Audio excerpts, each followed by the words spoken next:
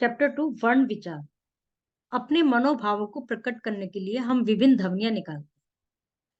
इन्हीं ध्वनियों को वर्ण कहते हैं। वर्ण भाषा की सबसे सूक्ष्म इकाई है। इसके और अधिक खंड नहीं किए जा सकते। जैसे कोई इंग्लिश में हम बात करते हैं लेटर्स की, ABC, तो लेटर को ए को हम नहीं तोड़ सकते, उसको टुकड़े नहीं किए जा सकते। लेकिन हमने लिखा लेटर, तो हम उसके टुकड़े कर सकते हैं LETTER। ऐसी इंग्लिश हिंदी में हम बात करें, अपना ये शब्द हो गया विचार।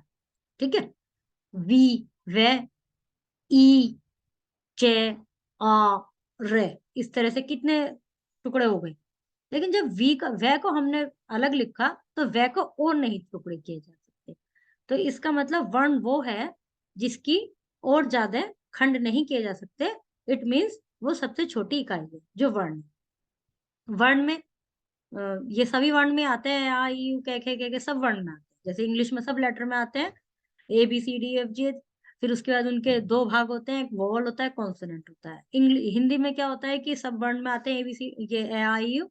उसके अलावा फिर एक स्वर होते हैं, एक व्यंजन होते हैं। स्वर वो होते हैं जो अपने जिन्हें बोलने के लिए किसी उसकी आवश्यकता नहीं होती। लेकिन व्यंजन वे होते हैं जिनकी ध्वनि निकालने के लिए कोई स्वर उनके साथ ऐड करना पड़ता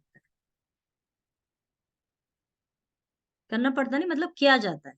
व्यंजन के साथ स्वर ऐड किए जाते हैं, स्वर के साथ व्यंजन की नीड नहीं होती, वो अपने आप में भी कंप्लीटली बोले जाते हैं। वर्ण दो प्रकार के होते हैं, जैसे कि अभी आपको ही बताया, एक स्वर हो गए, एक व्यंजन हो गए। स्वर में ये सब आते हैं। अब जैसे ए, इसको बोलने के लिए हमें किसी की जरूरत नहीं पड़ रही। ए, आ, ई ऊ, ये सब अपने आप में बोले जा रहे हैं। लेकिन हम बोल रहे हैं गे, तो गे के साथ भी साउंड आ रही है, गे, ए की साउंड, वे व्यंजन है, ये स्वर। जैसे वर्ण दो भागों में बटे होता है, स्वर और व्यंजन, ऐसे स्वर दो भागों में बटे हुए होते हैं। ये वाले जो है ए, ई, जैसे अब ए क्या होता है, उसके आगे डंडा लगाते हैं तो आ बन गया, तो ये ह्रस्व स्वर है। ये ह्रस्व स्वर है, ये ह्रस्व स्वर है, ये स्वर, ये है दीर्घ स्वर।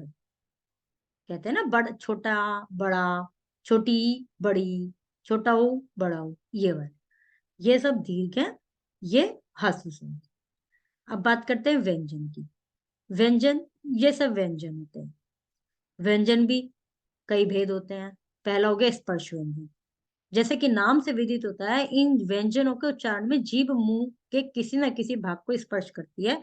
स्पर्श व्यंजन की संख्या 25 है, 25 है स्पर्श व्यंजन। कुछ भी बोलने में जीभ मुंह के किसी न किसी भाग से टच करती है, स्पर्श करती है, इसलिए इनको स्पर्श व्यंजन कहा जाता है। अब हम बोल रहे हैं कै, खे, गे, इसमें इनको कितने भागों में बांटा गया, कैवन, चैवन, टैवन। वो इसलिए कैसे स्टार्ट हुआ, फिर इसको बोलते हैं अणे खाली, तो ये कैवन हो गया। चे से स्टार्ट हुआ, इसको बोलते हैं अणे खाली, ये चैवन हो गया। टे से स्टार्ट हुआ, इसको बोलते हैं अणे खाली, ये टैवन हो गया। अब तय में क्या बात करते हैं, यहाँ तो अणे खाली आई नहीं, बट न तक है ये, फिर ये पैवन। ठीक है, यहाँ तो आप तो पहचान है यहाँ तक तो आपको, कि जब अणे खाली आ गई, तो उससे पहले पहले वो टैवन, चैवन, कैवन हो गया। लेकिन उसके बाद जब तय से स्टार्ट हुआ, तो न तैवन, तैवन हो गया। पै से लेके मैं तक पैवन हो गया। उसके बाद आता है अंतस्थ व्यंजन। इन व्यंजनों के उच्चारण में जीभ मुंह के किसी न किसी भाग से पूरी तरह स्पर्श नहीं होती, बल्कि बहुत ही हल्का सा स्पर्श करती है। अंतस्थ व्यंजनों की कुल संख्या 4 है। जैसे ये, रे, ले, वे, ये है अंतस्थ व्यंजन। ऊष्म व्यंजन, इन व्यंजनों के उच्चारण में हवा तेज गति से मुंह के भागों से रगड़ खाती हुई बाहर निकलती है, जिससे ऊष्मा पैदा होती है, इसलिए इन्हें ऊष्म व्यंजन कहते हैं। ऊष्म व्यंजन भी 4 है, श, श, से, है। ठीक है, ये आप याद रखेंगे। बोल के देखना चाहें, बोल के देखने में यदि आपको ऐसा वाला फील हो रहा है जैसे कि इसमें लिखा है, तो फिर तो याद करने की जरूरत ही नहीं है। बट यदि नहीं फील हो रहा, तो आप इनको लर्न कर सकते हैं। ये रेलेव है अंतःस्थ व्यंजन, ऊष्म व्यंजन है, श वाले सारे ऊष्म व्यंजन है, ये रेलेव है, अंतःस्थ व्यंजन है। बाकी ये आपको पता चल गया कि कैसे स्टार्ट करा, उस पर खत्म हुआ, कैसे स्टार्ट करा, ये भी खत्म हो गया, तो ये उस वर्ग के हो गए। तो कितने प्रकार के हो गए व्यंजन हमारे, 3 प्रकार के, स्पर्श, अंतस्थ, ऊष्म। इसके अलावा अन्य व्यंजन, डे और ढे, ये जो डे और ढे हैं, यहाँ पर भी आ रहे हैं डे, और ढ कहाँ है, ये। लेकिन कहीं कहीं क्या होता है, इनमें बिंदी लग जाती है, डोट लग जाती है, तो फिर ये अन्य व्यंजन में आ जाते हैं, जैसे सड़क, जड़, पढ़ना, गढ़। तय वर्ग के ही ड और ढ के नीचे बिंदु लगाने पर इनकी ध्वनि बदल जाती है और इन व्यंजनों का निर्माण हो जाता है, इसलिए इनको अतिरिक्त व्यंजन कहा जाता है। बेसिकली ये अपने उस व्यंजन की उसमें नहीं है, लेकिन उन्हीं शब्दों के नीचे बिंदी लगा दी तो इनकी साउंड बदल गई। डाली, पेड़, कुछ अलग सा साउंड आ रहा है ना, बोल के देखिए, डाली, पेड़, ढेर, पढ़ना। तो इनमें इसलिए बिंदी लगती है, तो ये अतिरिक्त व्यंजन होते हैं। अयोग वाग, ये ना तो स्वर होते हैं ना व्यंजन होते हैं, इसलिए इन्हें अयोग वाग कहा जाता है। अयोग वाग ये है, चंद्र बिंदु वाला और यहाँ दो बिंदी वाला, इनको आप याद रखेंगे। ए पे अंक की बिंदी, अनुस्वार। अंक का उच्चारण नाक से होता है। ए पे चंद्र बिंदी अनुनासिक का मुंह से होता है। कोई ऐसा शब्द देखिए, दंत, दांत, ये अंतर इन दोनों में। ये अनुस्वार है, ये अनुनासिक है। ये इनके एग्जाम्पल दिए हुए हैं। इसके बाद आते हैं संयुक्त व्यंजन। ये भी आपने क्या पढ़े थे, व्यंजन के वो थे, स्पर्श व्यंजन। हिंदी वर्णमाला में 3 प्रकार के व्यंजन होते हैं, स्पर्श, अंतस्थ, ऊष्म व्यंजन। ये तो इन लेटर, इनका वर्ण का वो था, डिवीजन, डिवाइडेशन, वर्गीकरण। अब आएंगे जो दो उसको जोड़ने पर बनते हैं, संयुक्त व्यंजन। जैसे क में श जोड़ा तो क्ष बना। कक्षा में हम ये तो यूज नहीं कर सकते कक्षा, गलत हो जाएगा। दोनों को जोड़क्षा बन गया, रक्षा। त्रय, त्रिशूल वाला होता है ना एक, जो कि इनमें नहीं है, यहाँ पर नहीं है त्रिशूल वाला, यहाँ नहीं है ना। और न श है, तो ये वाले तो अलग व्यंजन हो गए। इनकी ये 25 हो गए। 11 आपके ये हो गए थे ऊपर वाले, ये 25 और 11, 36। लेकिन ये तो अभी बहुत सारे होते हैं। 36 के बाद 4 ये हो गए आपके 40, 4 ये हो गए 44, 45, 46, 47, 48। उसके बाद ये 49, 50, 51, 52। तो इस तरह से टोटल आपके 52 होते हैं, 52 होते हैं, जिसमें 11 स्वर हो गए, 25 व्यंजन हो गए। व्यंजन के अलावा संयुक्त व्यंजन हो गए, अयोगवाह हो गए, अन्य व्यंजन। इस तरह से 52 होते हैं सब में।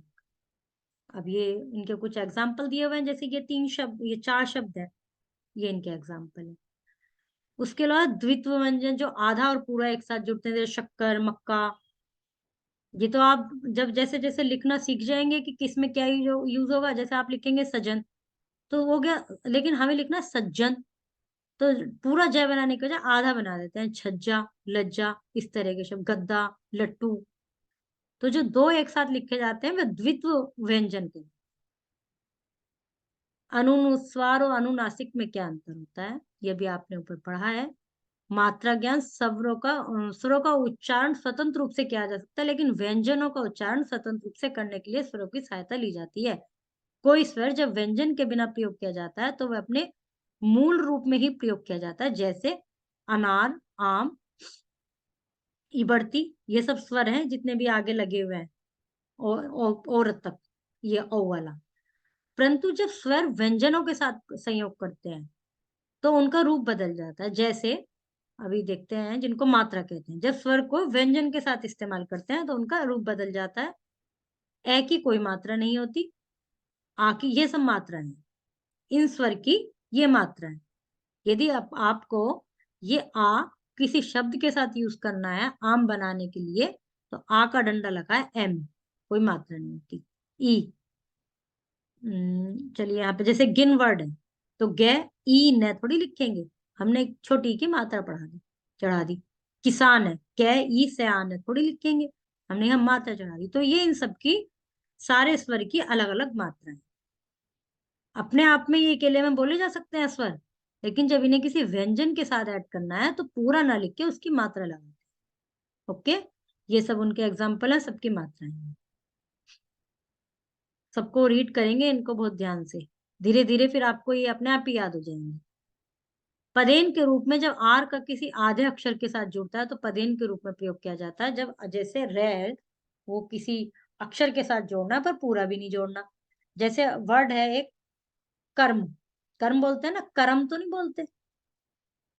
अभी किसी का नाम है, जैसे वर्तिका बोलना, वर्तिका थोड़ी बोलेंगे, व्रतिका, व्रत, गोला, तो जो आधा रे लगा दे।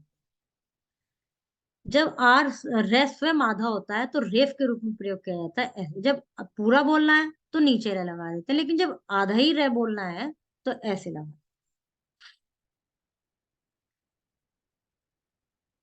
आप वर्ण का एग्जाम्पल ले लीजिए, वर्ण में ऊपर रे है क्योंकि ये आधा रे, वर्ण। हम रे की साउंड बहुत ही कम बोल रहे हैं, वर्ण, वर्ण नहीं बोल रहे। वर्ण बोलेंगे तो वो अलग शब्द होगा।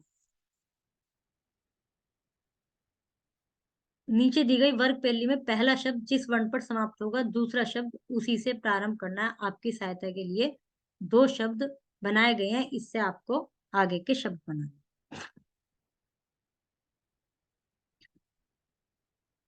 कमल, लहर, यहाँ पर कोई शब्द बनाइए।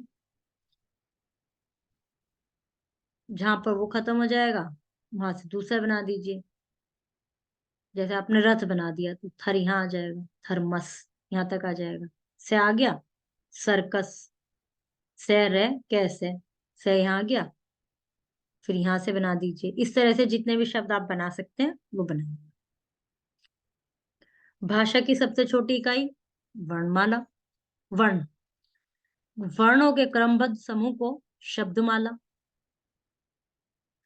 भाषा की सबसे छोटी इकाई वर्ण है। वर्णों के क्रमबद्ध समूह को वर्णमाला कहते हैं।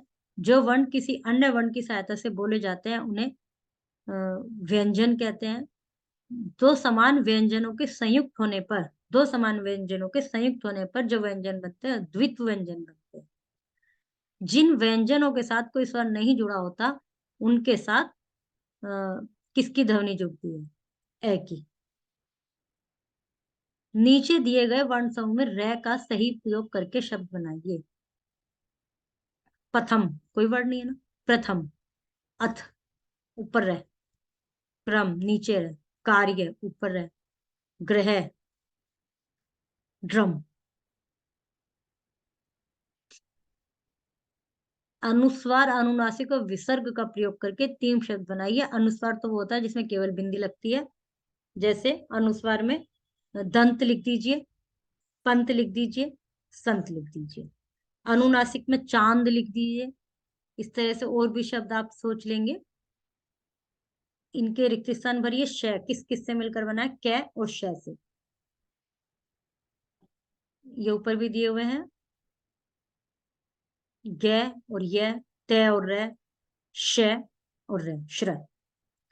इनको मिला के लिखना है। और क्वेश्चन आंसर के लिए आप आंसर की देख सकते हैं। Okay, chapter is completed.